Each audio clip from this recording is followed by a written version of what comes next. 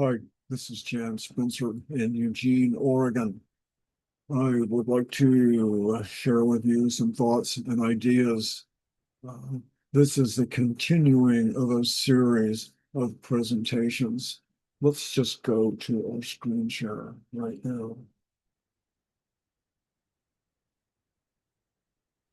There we are. I'm going to be reading some of the text, and a good deal of the text I'm not going to read, but with this presentation on YouTube, you can pause anytime. You can take a closer look at the photos or the text or the graphics that I have. So just remember that you can pause at any time, but I am going to read some material just to keep it on track.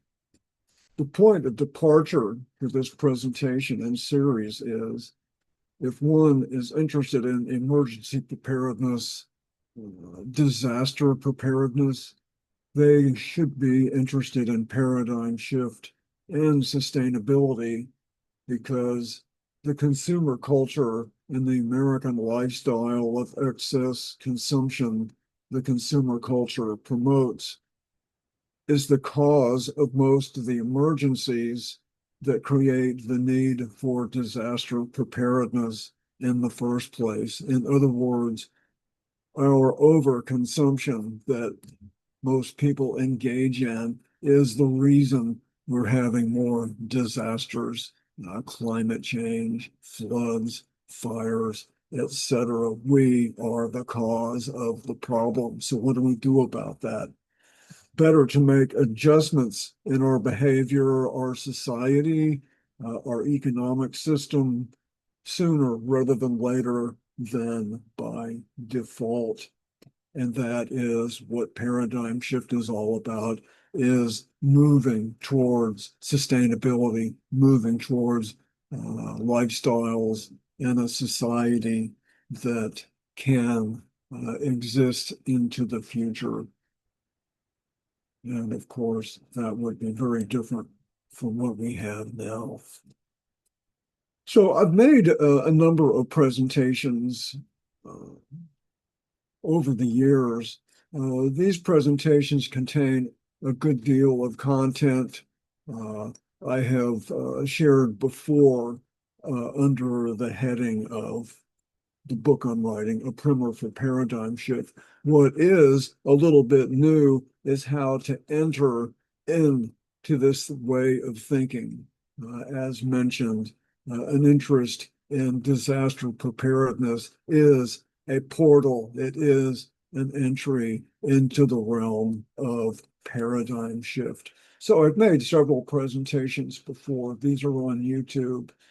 And I've also have companion site tours we've been having here in Eugene that go with the presentations. We actually visit locations that are companion to the presentation. So those are so interesting to actually see in the real world what some of these ideas look like. For example, I've talked a good deal about what I'm doing here on my own suburban property, site tours. We've been here, people have been here to actually see what we've been doing. Coming up July 19, East Blair Housing Co-op. That's a wonderful example of what moving towards sustainability can look like.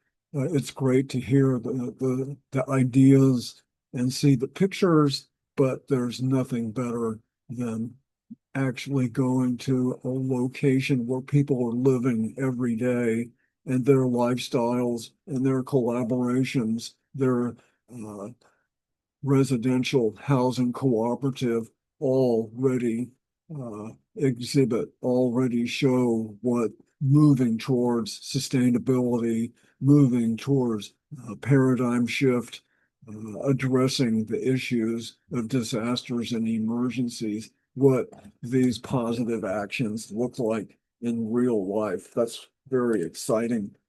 So this is just a simple graphic I made.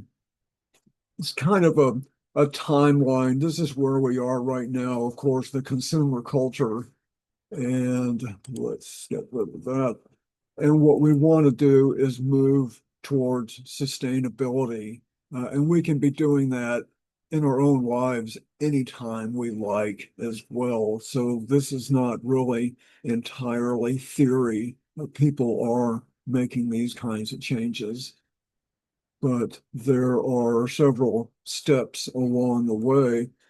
Here we are in the consumer culture. The interest in preparedness is extremely important. Preparedness, resilience, these are very common words, even in the mainstream media. And it's good because there is increasing awareness and thoughts that what we're doing has some danger in it as well. The floods in Texas, the floods now on the East Coast. Who knows really what's next? But there is a realization that we need to be prepared if something goes wrong one way or another.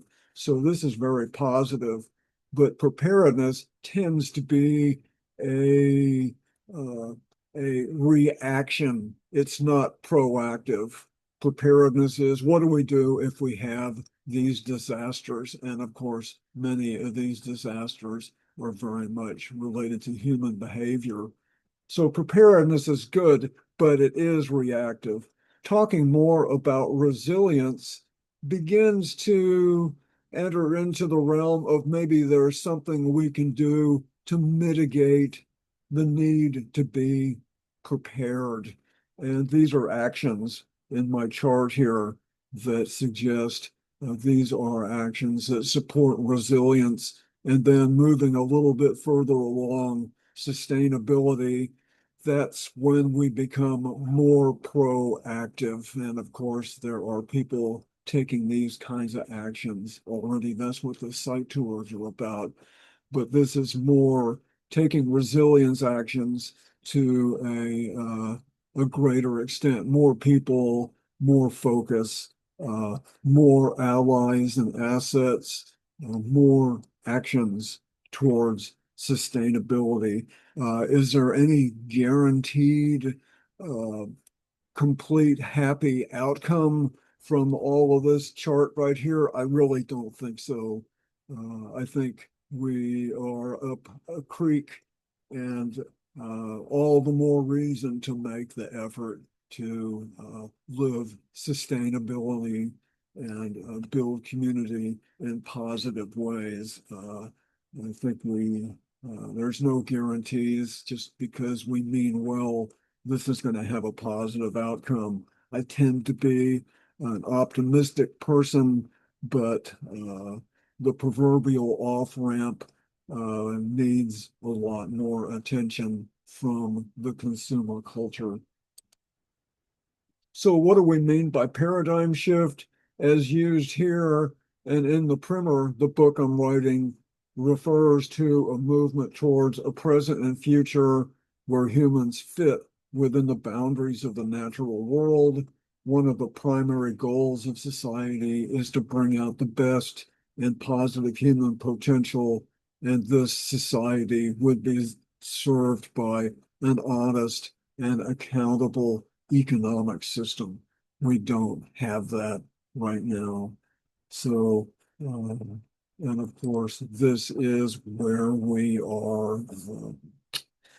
Take a look up in the sky in the evening and just kind of wonder where's the next place that offers the conditions like what we have here. We certainly should be taking better care of this planet, and we should be taking better care of our own selves as well. So let's just do a real short review of the previous presentations. This will provide some context for this presentation here. One presentation was a critique of capitalism. And from this perspective, just about every issue, every problem, every need to be prepared is a consequence of our economic system of overconsumption. capitalism cannot survive without, as we know it, without overconsumption of energy and resources. That's what the consumer culture is about. Wealth and affluence are the product of overconsumption as we know it. Uh, American exceptionalism, absolutely. Americans have been exceptional in turning nature into money.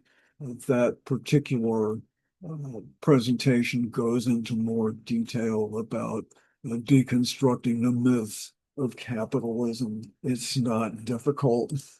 So capitalism versus paradigm shift. Paradigm shift is civic culture and education that empowers people to act in their own best interests. And capitalism, from this perspective, is based on excess and vanity. So these are just a few examples. Again, that presentation goes into more detail. What could paradigm shift look like? Paradigm shift manifests in just almost infinite ways. It's empowering young people, it's transforming suburbia, it is redesigning cities so they are far less dependent on automobiles and taking auto space and turning that into healthy public space. This is Barcelona, Spain, one of my favorite places. Paradigm shift can include using permaculture as a teaching tool in a public middle school, such as here in Hood River, Oregon. These are just several of many, many examples of paradigm shift. And we'll see more examples during this presentation as well. There's way many great positive stories, people every day. So one more presentation after this, taking paradigm shift to a wider audience, and that is about civic culture. How can we get these ideas? How can we share these good ideas with a wider audience? So that is July 29th. That will be YouTube. That presentation will go on YouTube as well. So this is basically the table of contents for today's presentation. We want to talk about what assets, what allies, what are some of the tools we have to work with for moving towards sustainability and addressing the issue of preparedness. By moving towards sustainability, we are addressing the issue of disasters and emergencies. Are we going to make those go away? Probably not, but we can start to mitigate the causes of disasters and the need to be prepared. Certainly one of my ideals, I made this graphic here, or what are some of the basic principles? What are some of the basic ideals of a sustainable society? This graphic right here, when you consider the wisdom of the world's great spiritual traditions, Buddhism, Islam, Christianity, Judaism, other indigenous spiritualities. And I'm not talking about religion. These are the ideals of how we behave towards each other and towards the planet.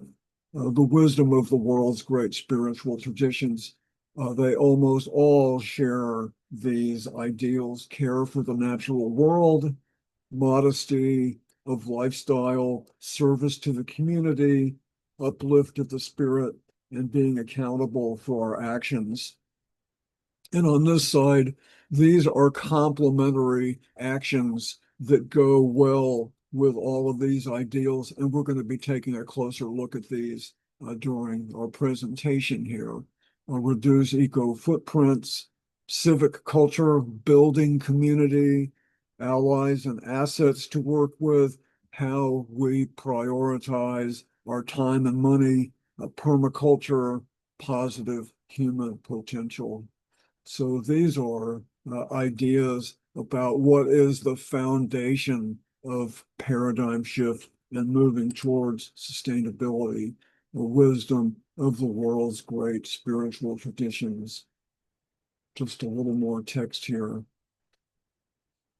So one of the most basic actions to be taken from this opinion is reducing our ecological footprints, to use less stuff, energy, uh, almost any consumer product. Eco footprints is the damage committed onto the natural world by human activity. It is one of the most iconic features of our modern life.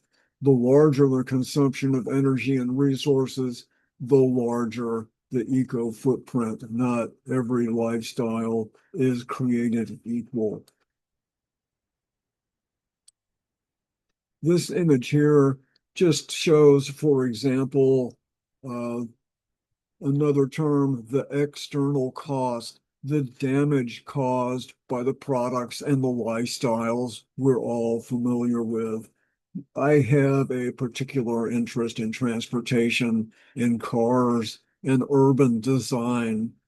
And these images here suggest these are some of the consequences of the car culture, some of the consequences of suburbia. These are extremely energy and resource intensive aspects of our lifestyles. And of course, we have the accidents, air pollution, water pollution, industrial disasters, the need for immense amounts of medical care, much of it avoidable. We'll touch on that again. For Americans to enjoy their affluent lifestyles creates problems for other people, other parts of the world, like these indigenous folks here in the Ecuador, Amazon, where there's a lot of gold and oil being extracted from where they live, and damaging their lifestyles and culture. Of course, we have the United States, an enormous military. The military is there to protect the economic system. And we have a urban landscape that oftentimes doesn't really look very attractive. That's these issues. The damage is also social and psychological just as much as it is environmental, and of course, climate change. We could have a lot more pictures here. So this image is a map, and it shows eco footprints being the damage caused by our lifestyles. It's not an unusual term. And what this map shows is different countries have different sized eco footprints in an average way. Of course, every country has wealthy people, every country has poor people. There's no country in the world that has so many affluent people as the United States. So what this color here suggests is that for the entire world to live like the average American, not a wealthy American, but just an average American, we would need something like 5 planets to supply the raw materials, and also importantly, 5 planets to clean up the mess. Nature is very resilient, but as climate change is showing us, the amount of pollution put into the air, the planet can't handle it. It's heating up. And there's many other examples of environmental damage caused by human overconsumption. Other parts of the world, not quite such large ecological footprints. I've spent a lot of time in Europe, and Europe is very affluent. But even in wealthy countries like Germany, France, Italy, their footprints are about half the size of the United States, but still much larger than what the planet could provide if everybody lived like the average Italian. That's still too affluent. So paradigm shift is moving towards a condition where we're reducing our ecological footprints. We don't know exactly what sustainability can look like, but we have a pretty good idea of what that looks like moving towards sustainability. The footprint calculator. This is a wonderful educational device. It's online, footprintcalculator.org. You can find this on the internet and you can answer the questions from the footprint calculator. It asks about what kind of food you eat, what kind of a place you live, your transportation, kinds of things that you buy, your lifestyle. There's basically questions about your lifestyle. So it gives you a range of answers. And at the end of the calculator, at the end of these questions, you enter your answers, and within moments, the calculator tells you this is how many planet Earths it would take for everybody in the world to live like you. Could be a shock.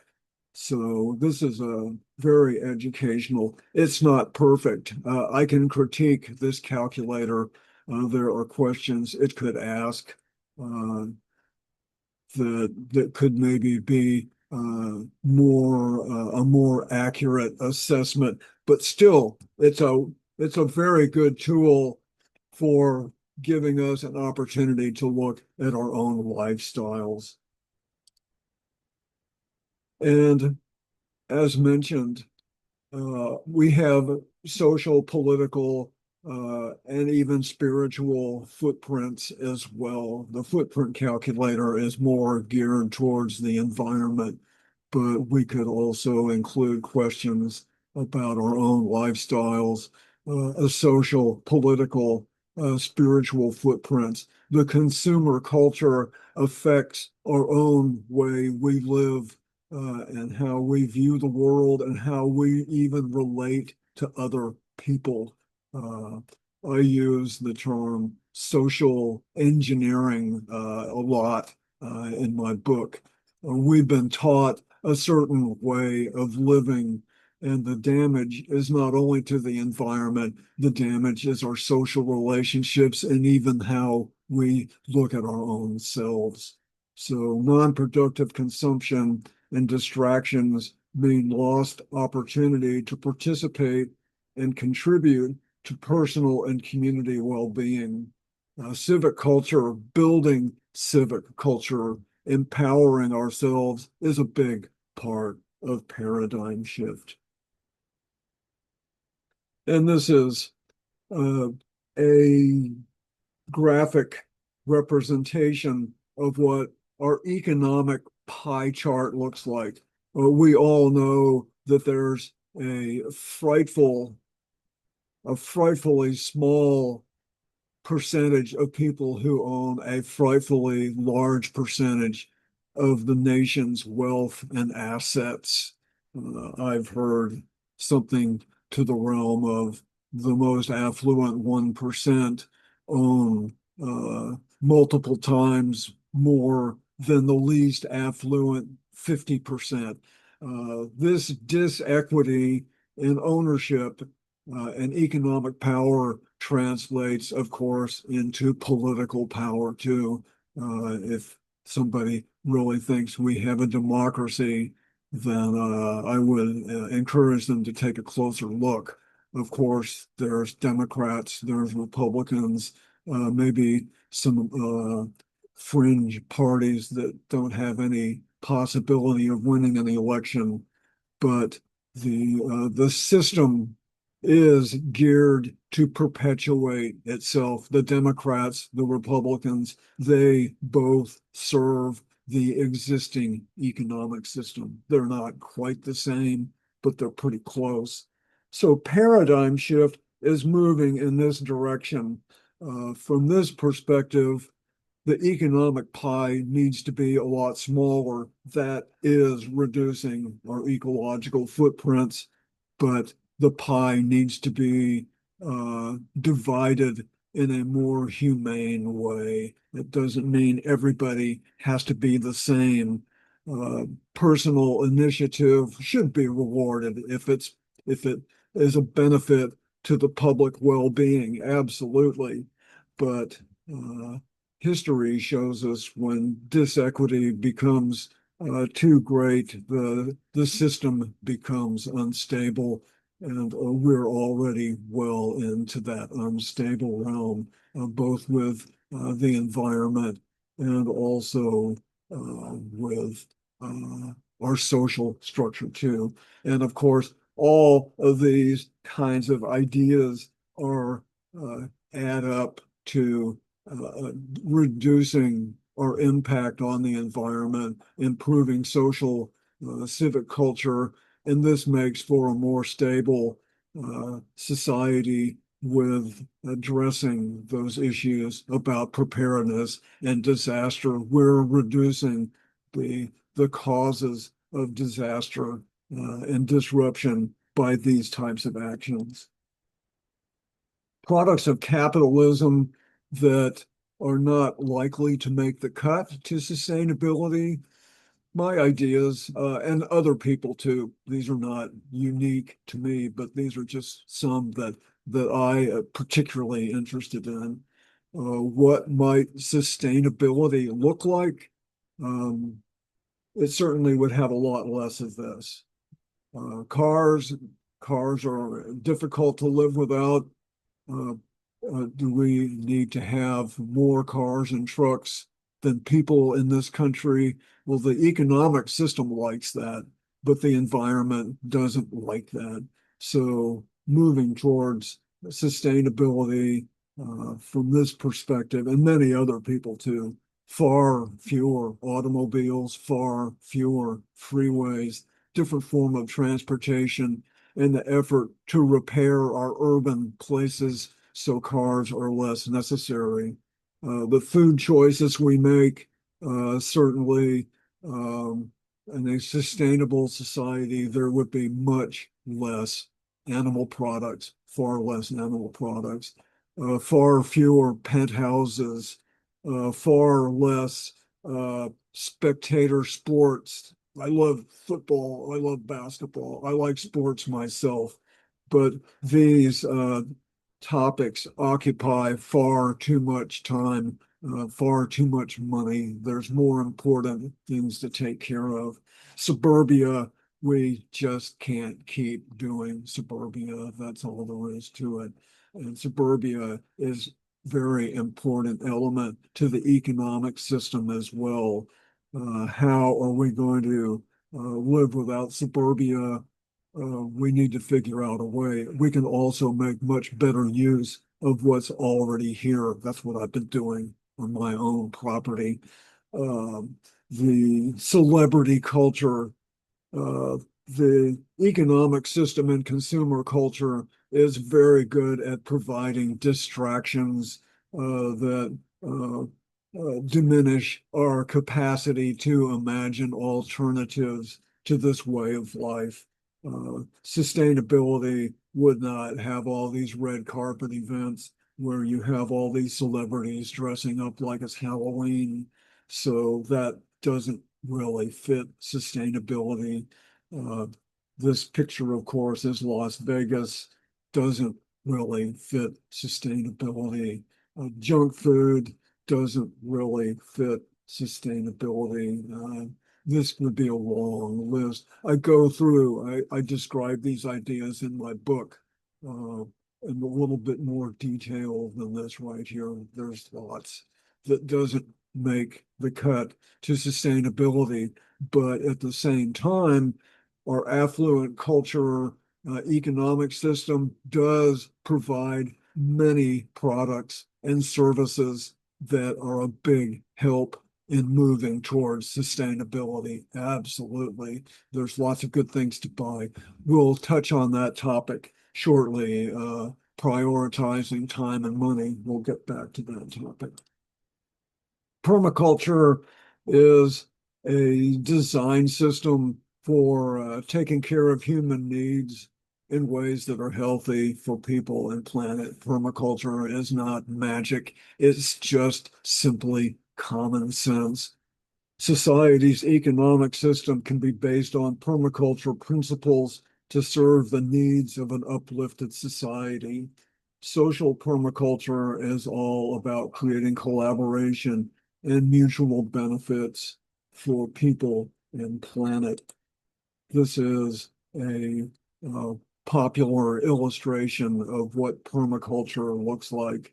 And we can imagine preparedness and paradigm shift. They go together, would include appropriate tools and technologies, civic culture, health and well-being, economic redevelopment, care for the natural world. These, of course, refer back to the wisdom of the world's great spiritual traditions. But all of these are topics and issues that can be addressed through the lens of permaculture right here. So I mentioned this a couple times, prioritizing time and money. To a large degree, this is how we pay for paradigm shift. We can pay for paradigm shift uh, at the local, at the home, personal level, and at society level too. We don't have to wait for some rule or some law or some permission for moving towards a preferred future. We can do this in our own lives, in our own homes, families, on the street with our friends and neighbors. Prioritizing time and money is what pays for paradigm shift and turns good ideas into action. Money not spent on non-productive stuff can be spent on productive stuff instead. Uh, it's not so difficult to look at the products available and identify what really doesn't fit into sustainability instead of, say, for example, a kitchen remodel. Instead of a kitchen remodel, we can transform our own properties. This is what I did. I bought my place 25 years ago. I don't have a kitchen remodel. My house is actually kind of retro. It's never been remodeled. It's from 1955. Instead of $50,000 on the kitchen, I have a 6,500 gallon rainwater system. Uh, the garage turned into a living space. I have an accessory structure in the backyard, which is where I'm sitting right now. I'm increased the residential density of my property. I rent 3 rooms in my house. That's my income. I've got edible landscaping. I spent money on my property, my quarter-acre place, to produce more of my basic needs right here on site. I had the prioritizing my time and money to make these kinds of changes to the property to reduce my ecological footprint. So this is a good example of prioritizing time and money at a larger scale. Perhaps instead of spending $800 billion a year on a military, we could be spending some of that money in better ways uh, for the well-being of people and planet. Instead of spending billions and billions on more highways and cars, we could be spending that money on repairing the urban landscape. There's uh, so many examples of money and time that could be put to better use. That is exactly what prioritizing time and money is. We put our time and money in a positive direction rather than into continued overconsumption and vanity, which dominates our economy right now. So the double benefit, this is kind of a corollary of uh, prioritizing time and money.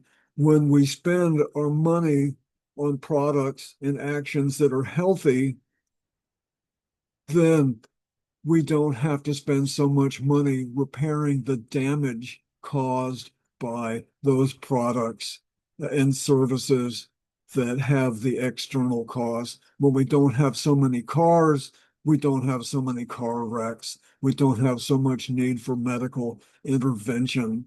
We don't have so much air pollution and water pollution. The double benefit is that when we don't make purchases and have lifestyles that create damage, then we don't have to pay to repair that damage. We can use that money for positive purpose instead. That's what the double benefit, that's a good deal how we pay for paradigm shift. And these are just some examples of purposeful living in many different ways. We'll go a little bit deeper into this. Uh, Prioritizing time and money is not just the environment, it's social benefits too. This is, of course, our neighborhood association, people taking the time to do a site tour. This is a property in Eugene that wonderful suburban permaculture transformation, people taking the time to see what these people have done with their property. This image here in Portland, Oregon, an organization, our 42nd Avenue, helped to create a farmer's market here in Cully neighborhood. This is very positive. Middle school, I've mentioned, using permaculture to teach science. Another part of paradigm shift is resensitizing. We're familiar with the term multitasking, consuming multiple items at the same time. Watching a movie and eating popcorn, you could go through a bucket of popcorn and you're on automatic. Our society encourages multi-consuming because that means that people can consume more stuff and that actually builds uh, the affluent lifestyles that we have, turning nature into money. But of course, there's the external cost on society and the environment. Resensitizing means being able to pay more attention to what we're doing at the moment to enjoy or make best use of whatever it is we're doing, but to focus to make what we're doing successful. Resensitizing can be applied to our own selves, to our families, to our homes and neighborhoods.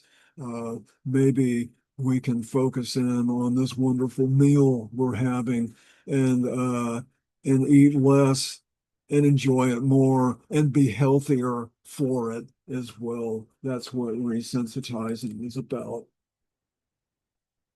It's slowing down, being with friends, time for civic culture, time for the kids, time for community involvements. Allies and assets in almost any community. Most most community organizations, uh, nonprofits, faith groups exist to address issues to make the community a better place to live. That means, in a sense, they're all on the same team. Uh, uh, Faith groups, we mentioned the wisdom of the world's great spiritual traditions.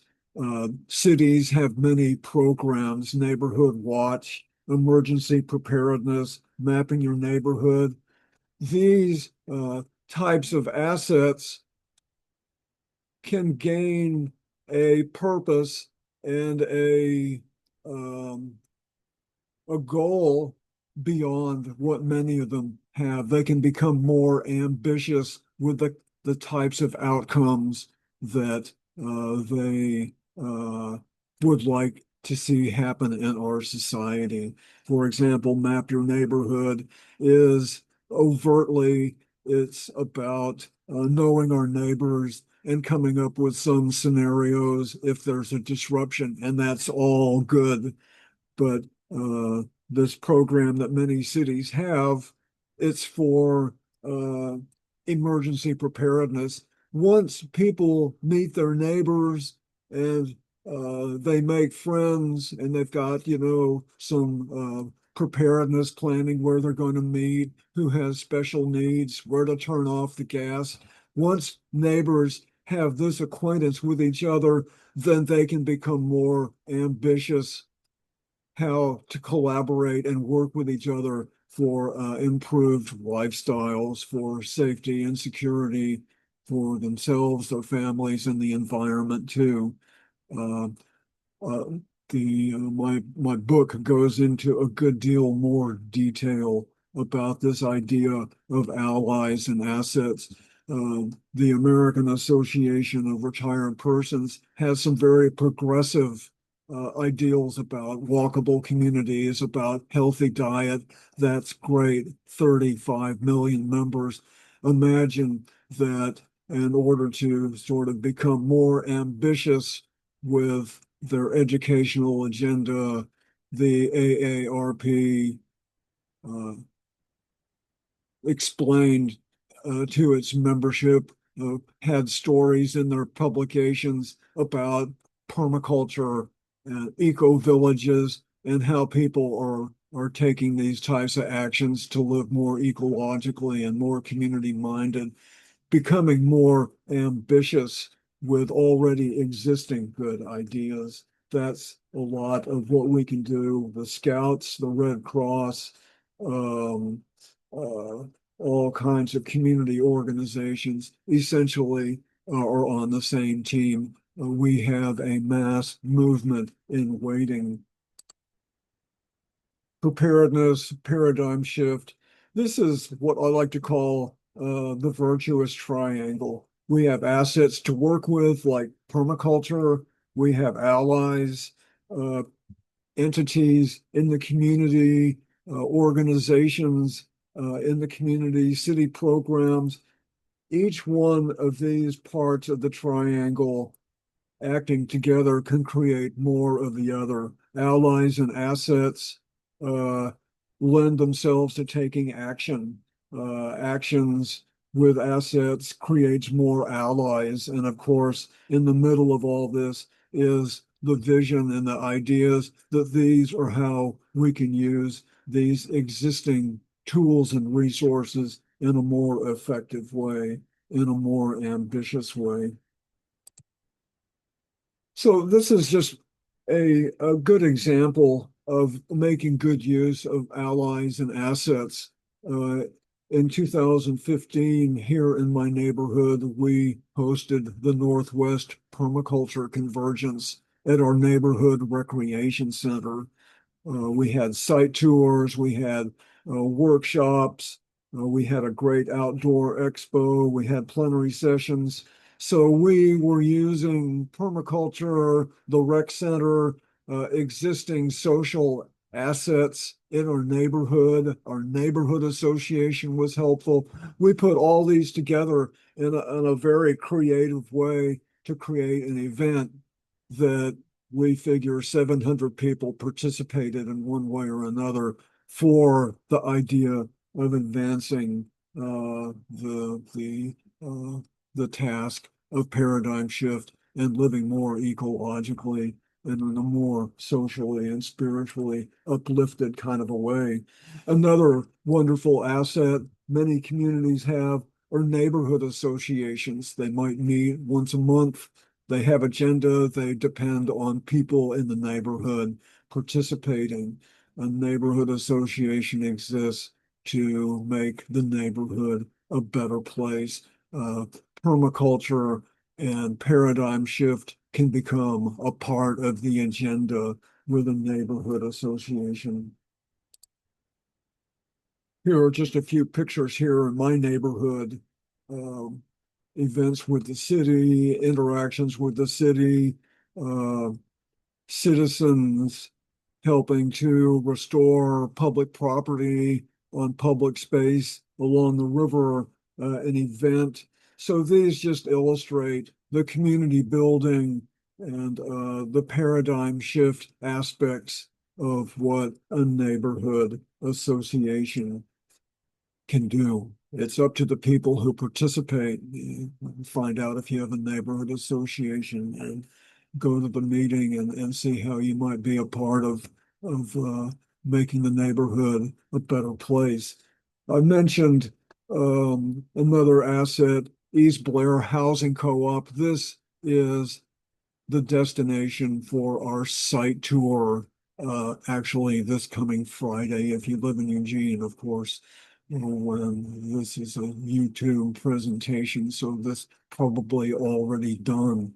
But East Blair Housing Co-op is an entity that owns 8 residential properties, and they can synchronize the use of these properties in a way that benefits everybody in the co-op. There's about 50 people who live in East Blair Housing Co-op. I go into more detail about East Blair and other locations in my book, but the benefits of civic culture, people intentional in working together for the good of everybody in the co-op. Uh, that model can be adapted to any suburban neighborhood. Take the fences down. Parents can look after each other's kids, share tools, um, create a more prepared way of life with friends and neighbors. East Blair is just a great model for reducing ecological footprints and building civic culture and personal communication skills. These are essential for paradigm shift. Uh, Another asset, my own suburban property. This is a schematic of my own suburban property where I produce a lot of my own food, energy, water. So a suburban property can be an enormously important asset. Imagine millions of suburban properties transformed in a way. Something like this could create a lot of jobs, could reduce a lot of ecological footprints, could create a far more prepared and resilient neighborhood because we're producing more of our basic needs right here where we live. And that includes the relationships with people, our friends and neighbors, so we know we can trust each other and work together if there's a disaster event or for any other purpose we care, like a community river celebration along the river for having a great time with our friends and neighbors. So our own places where we live are an enormous asset. And this is the block that I live in. Imagine if other people on the block, my neighbors, were interested in doing this kind of a transformation to the entire block. Of course, this is my place right here, but that's another example of if we prioritized our time and our money, we could create something like this. This is just of course, an ideal right here, but it's just what we do with our own time and money. This is the suburban strip mall that I go to several times a month. I buy some things at the big box there. My dentist is here. My preferred physician is near here. But imagine taking a nothing unusual suburban strip mall and its multi-acre parking lot and turning it into a micro downtown by building commercial and residential on the parking lot. I go into more detail explaining this in my book and in other presentations, but imagine a 3 acre parking lot. Could that actually be an asset? Well, it could be if our society, if the people, investors prioritize time and money to make our towns more walkable, more livable, more affordable, all at the same time. And again, here's another place I love in Portland, Oregon. Kyle Ash Eco Village is an apartment complex that was run down, drug infested 20 years ago, and now it's a thriving eco village. LA Eco Village, its own story about urban transformation. These places all have websites. Los Angeles Eco Village, Kyle Ash Eco Village. You can find out more on their websites. So be the change. That's a short phrase I like. If we have ideals about the way we'd like our society to be, will be the change in our own lives. We can't control what other people do, but the more positive examples that are visible, the better off we're going to be. We've had many site tours here in Eugene where we go to locations and people who live there and who are doing the projects explain what they're doing, like what we have coming up with East Blair. Be the change is reducing eco footprints, how we prioritize our time and money, live that wisdom of the world's great spiritual traditions, how we can collaborate with allies and assets. We build civic culture. We make time to make where we live a better place for everybody. Be sensitive and encouraging. When we see somebody doing something positive, it's nice to say, hey, that's great. Glad you did that. Thanks. We need to encourage each other more as well. That's be the change. What we want to see, let's visibly be that way. And of course, we have the virtuous triangle once again. 1 + 1 = 3. So positive human potential, our greatest renewable resource. I just love all these pictures. I took some of these pictures and other people took some of these other pictures, but people taking the time, prioritizing what they do to help make the community a better place. Uh, that can make our communities, our homes, our neighbors safer, more secure. We're more prepared. We're diminishing the causes that are responsible for our concern about disasters and emergencies. Those situations, climate change didn't happen by itself. When we downsize and we refocus, we're thinking about a paradigm shift in sustainability, we begin to address a lot of issues all at the same time. It is a major task, but it's an important task. What are humans here for? Are we supposed to be becoming better spirits? I kind of think so. Paradigm shift is about reprioritizing our time and money.